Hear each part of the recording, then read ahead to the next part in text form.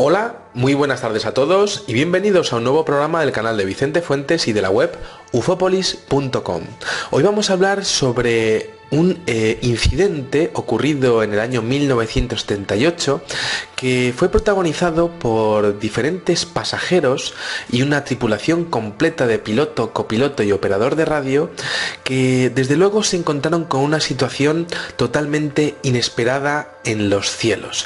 Y es que en muchas ocasiones hemos hablado del fenómeno del missing time, un tiempo perdido asociado a incidentes del tipo de encuentros del tercer tipo con humanoides o incluso de encuentros con platillos volantes, discos, ovnis o como ustedes quieran llamarlo, ¿no? Pero, ¿qué me dirían si este tipo de eventos ocurriesen en el interior de un avión y no tuviesen ningún tipo de recuerdo de 17 minutos de su vida?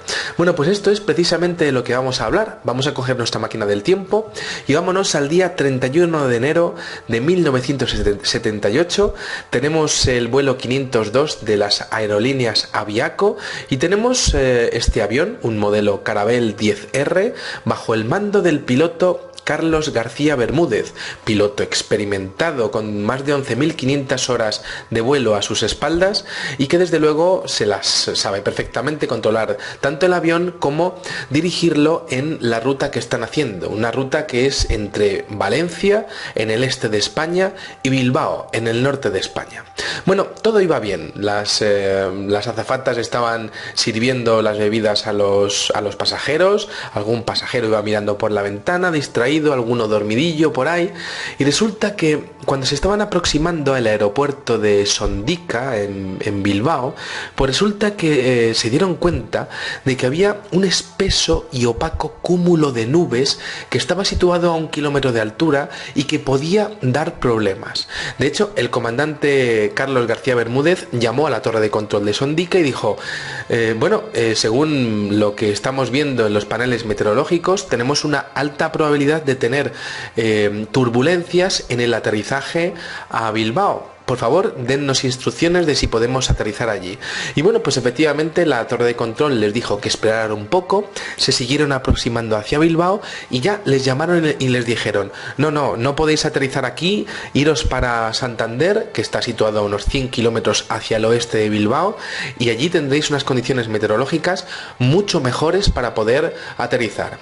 Y bueno, pues dicho y hecho, Carlos García Bermúdez miró al copiloto ya un poco más aliviado y dijo, bueno, pues no vamos a tener problemas, aterrizamos en Santander y nada, no hay más historia, ¿no? Bueno, todo iba bien, el vuelo era totalmente normal, pero más o menos a unos 35 kilómetros del aeropuerto de Bilbao se dieron cuenta de que algo se estaba formando delante de ellos y el piloto y el copiloto además lo estaban viendo desde su cabina, pues prácticamente asombrados. Y es que en aquel preciso momento había como una especie de nube gigantesca del tipo lenticular, y estas nubes las hemos visto en ocasiones en internet, que por cierto no se suelen formar a la altitud a la que estaban, que era 10.000 metros, y era enorme, resplandeciente, había tantísima luz en el interior de esa nube que tuvieron que ponerse sus gafas de sol para ver con normalidad, para intentar evitar un deslumbramiento. Y lo cierto es que era una nube, pero tenía tanta luz que Carlos García Bermúdez dudó. Llegó un momento en el que dijo, la esquivo porque no sé exactamente qué es esto, pero como que no le dio tiempo y tampoco le dio tiempo a la velocidad a la que iba para llamar a la torre de control e informar de aquella anomalía.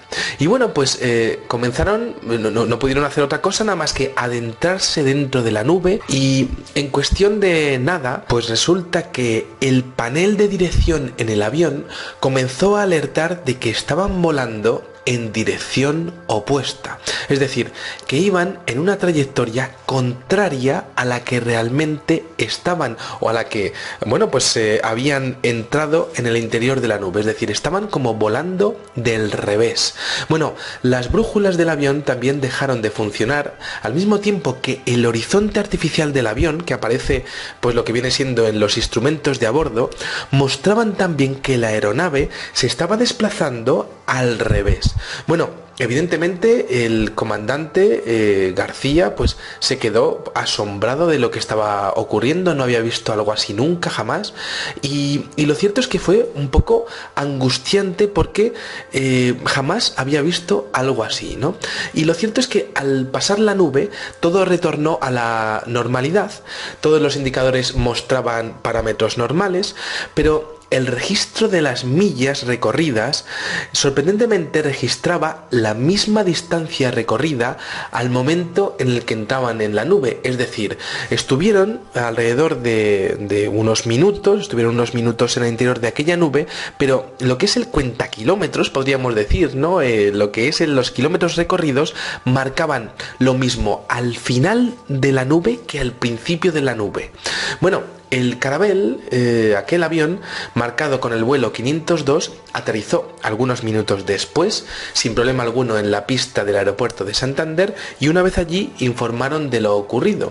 Pero lo cierto es que había algo que no era normal, era imposible, ¿no? Y es que resulta que en el plan de vuelo, hasta que aterrizaron en Santander, habían transcurrido 32 minutos, 17 más de lo que estaba programado. Y claro, esos 17 minutos se supone que tendrían que haber pasado en el interior de aquella nube, pero ellos no tenían ningún tipo de recuerdo de lo que había pasado. Bueno, nunca pudieron encontrar ningún tipo de explicación lógica a esos minutos perdidos y claro, pues a partir de ese momento diferentes investigadores elucubraron sobre diferentes teorías, ¿no? Quizá una puerta espacio-temporal que engulló a la nave retrasando el tiempo de algún modo inexplicable o bueno, pues incluso se llegaron a dar explicaciones un poco absurdas como un campo de electricidad estática que hubiese afectado al avión, pero lo cierto es que el avión estaba en perfecto funcionamiento y los componentes eléctricos del motor no estaban alterados, ¿no? Bueno, las claves de todo esto evidentemente es la formación, por ejemplo, la primera, la formación prácticamente instantánea de aquella nube delante de ellos, ¿no? Como si fuese un evento dirigido, como si fuese realmente algo que les estaba esperando. Aquello engulle a la aeronave porque no tienen capacidad de decisión y además obliga a la tripulación, al copiloto y al piloto y al de la radio a ponerse las gafas. Aquella luz no era posible porque además estaban en un entorno nublado y bueno, aunque las condiciones meteorológicas llegando a Santander eran mejores, pues desde luego no había una cantidad de sol suficiente como para iluminar la nube así. No, la luz venía desde el interior de aquella misteriosa nube. Bueno, otra cosa que es interesante, por supuesto, es que lo que hemos dicho antes, que esas nubes lenticulares no se forman a esa altitud. Y otra cosa interesante es que desde el aeropuerto de Parallas, en Santander, como desde Sondica, en Bilbao, trataron de comunicar con ellos, porque también estuvieron esos 17 minutos en donde no pudieron saber dónde estaba aquel avión sin eco de radar. Luego, por otra parte, el aparato sí respondía a los mandos cuando estaban en el interior de aquella nube, pero los indicadores, como hemos dicho, se volvieron locos, ¿no? Como si hubiese permanecido estático en el aire durante esos 17 minutos.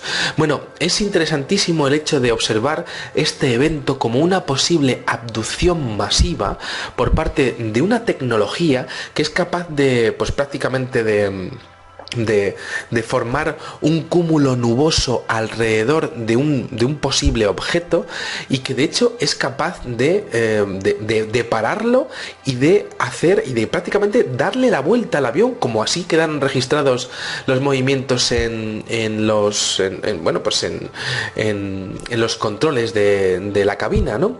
Una cosa interesantísima es que podría ser una puerta temporal, ¿no? Bueno, una anomalía prácticamente espaciotemporal, como si fuese una especie de microagujero negro o macroagujero negro en los cielos de Santander, o incluso a día de hoy se exponen diferentes teorías sobre una posible anomalía en la realidad si es que estuviésemos viviendo en una realidad simulada. No sé si han visto ustedes Matrix, pero desde luego sería posible, ¿no? Al igual que tenemos programas de realidad virtual, que diferentes pueblos del cosmos, de civilizaciones antiguas o mucho más antiguas que la nuestra, pues hubiesen podido recrear un planeta entero, y nosotros pues de alguna manera estuviésemos inmersos en esa recreación holográfica, ¿no? Y esa, bueno, pues esa anomalía en forma de nube podría ser parte de una anomalía de esa Matrix, ¿no? Pero igualmente, teniendo en cuenta esas tres teorías que podemos decir, ¿no? A día de hoy no se ha encontrado ningún tipo de explicación ante lo que ocurrió aquel día. Y lo más interesante, de hecho lo más extraño, es quizá la falta de conocimiento por parte de los pilotos y de los pasajeros de lo que ocurrió. ¿Qué harían si ustedes se enterasen de una cosa así? ¿Qué harían si de repente pues tuviesen conocimiento de que 17 minutos de su vida han volado literalmente de su existencia y de su recuerdo? Bueno, por otra parte, las autoridades, ¿por qué no se formó un comité público para informar a la sociedad de lo que había pasado? Seguramente se formaría un comité secreto, ¿no? Pero ¿por qué no trascendieron aquellas conclusiones? Quizá porque la verdad detrás de este incidente es demasiado fuerte como para entenderlo, incluso para admitirlo, ¿no? ¿Dónde estuvieron? Esa es la gran pregunta, ¿no? Sería también interesante pues observar cómo era la vida de aquellos pasajeros antes y después del incidente, si algo cambió, los posibles contactos posteriores que pudieron tener con el fenómeno ovni, o incluso, qué sé yo, la forma de pensar a raíz de aquel evento, ¿no? Tenemos que entender que esto tiene una fuerza capaz de abducir o parar o manipular un avión entero, pararlo, pero dejarlo además en funcionamiento, porque el motor sí que siguió consumiendo combustible, ¿no? Sería también increíble haber visto aquello desde los ojos de los pilotos, aquella formación instantánea de las nubes, ¿no? Y sobre todo, y la gran clave de todo esto, que es donde pues prácticamente estoy dirigiendo todo el programa, ¿quién iba dentro? Quizá la clave no sea la nube, sino quién había dentro de aquel avión o qué había dentro de aquel avión. Quizá alguno de los pasajeros era del interés de la inteligencia que se podría ocultar tras esa nube, o quizá en lo que era pues las maletas o la carga de aquel avión había algún tipo de objeto, algún tipo de mercancía, y bueno, pues esto ya es un poco de lucubrar, ¿no? Que pudiese ser también del interés de esa inteligencia, ¿no? Bueno, evidentemente estamos ante un evento que para nada es aleatorio, que desde luego pues se toma su tiempo. 17 minutos dan para mucho, para realmente pues para hacer muchas actividades, y sobre todo pues me queda un poco la duda, ¿no? ¿Qué ocurriría si esto pues pasara a día de hoy, ¿no? Con la cantidad de redes sociales que hay, con la capacidad de comunicación que tenemos, sería totalmente imparable. Habría pues cientos de grabaciones de móviles exponiendo cómo era el interior de esa nube, la luz a través de las ventanas. También habría ruedas de prensa, también habría pues muchas preguntas incómodas al ministro del Interior. Tenemos que entender que esto ocurre en el año 78, pues prácticamente en plena transición española, y bueno, pues no estaba España para historias así tan fuertes, ¿no? Tenemos que entender también que estamos ante un evento que no tiene respeto por los seres humanos, o que sí que lo tiene. Ahí está el debate, ¿no? Porque de alguna manera estás parando un avión entero para algo, para hacer una actividad. Yo estoy hablando para contarles esto a ustedes. Aquella nube, aquella inteligencia estaba con algún tipo de motivación, por alguna actividad que realizaron en aquellos 17 minutos perdidos. Quizá lo más fuerte o lo más increíble es que la formación de nubes aparecen en los episodios de teletransporte, por ejemplo también en episodios con humanoides, como estuvimos viendo con el caso de Herbert Schirmer en el año 68, 10 años antes de este caso del Aviaco del año 78, y lo cierto es que estas anomalías, que también se han visto, por cierto, en el continente de la Antártida, ¿no? En un caso en donde unos científicos evaluaron una misteriosa nube también y subieron un globo meteorológico y se dieron cuenta de que aquel globo meteorológico marcaba una fecha 30 años antes de la actualidad, de aquellos años, de aquel año 2005. Es decir, estamos hablando de un fenómeno que aparece con episodios de teletransporte, que aparece asociado a episodios de tiempo perdido y que desde luego pues se manifiesta de forma masiva,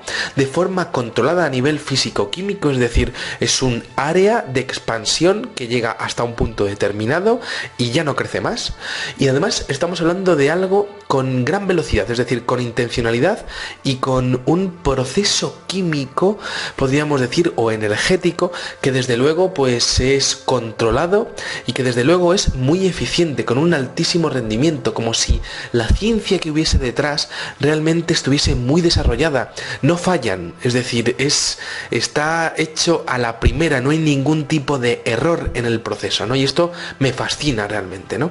Bueno, pues aquí termina un poco este programa, que va a durar alrededor de 17 minutos, y me gustaría preguntarle a cada uno de ustedes qué harían con esos 17 minutos de su vida y qué harían además si se enterasen de que alguien se los ha robado.